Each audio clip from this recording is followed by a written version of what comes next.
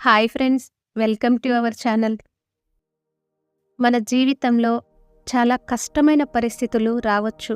అదే కదా లైఫ్ అంటే. కానీ ఆ సమయంలో కూడా సానుకూలంగా ఉండేవారు ఎప్పటికైనా విజయం సాధిస్తారు. అది ఏ రకంగా అయినా కావచ్చు. ప్రతికూల పరిస్థితుల్లో కూడా సానుకూలంగా ఉండటం అనేది చాలా పెద్ద గొప్ప విషయం. అలాంటి వారు చాలా తక్కువగా ఉంటారు.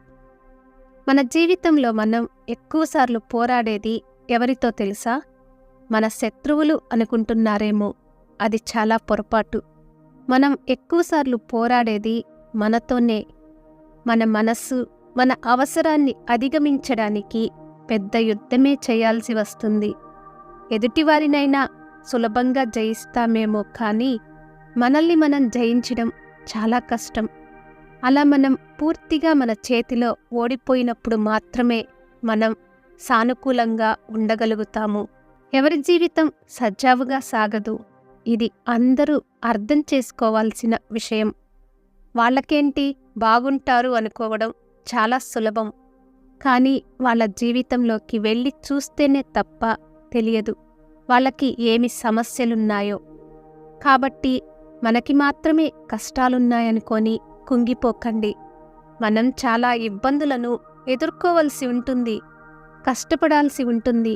ఆ సమయంలో మనం ఎంత ధైర్యంగా సానుకూలంగా ఉంటున్నామన్నదే ముఖ్యం. ఒక్కోసారి మన పరిస్థితి మరింత దిగజారిపోవచ్చు. అంతా చీకటి తప్ప వెలుగు లేదు అనుకోవచ్చు. కానీ కాస్త ప్రశాంతంగా సానుకూలంగా ఉంటే మీ జీవితంలో ఖచ్చితంగా వెలుగు వస్తుంది. చీకటి తర్వాత వెలుగు వస్తేనే రోజు అనేది కంప్లీట్ అవుతుంది. మన సృష్టే అలా డిజైన్ చేయబడింది. అలాంటిది మన కష్టం తర్వాత మనకి మంచి జరుగుతుంది అనుకోవాలి. దాన్ని నమ్మాలి. ఈ చెడు ఎక్కువసేపు మనతో ఉండదు అనుకోవాలి. ఇలా మీరు సానుకూలంగా ఉంటే కష్టం మీ దరిదాపుల్లో కూడా ఉండదు. ఒకవేళ ఉన్నా దానికి ఎక్కువసేపు మీతో ఉండాలి అనిపించదు. మానసికంగా మనం ఎంత స్ట్రాంగ్గా ఉంటే మన పరిస్థితులు అంత త్వరగా చక్కబడతాయి.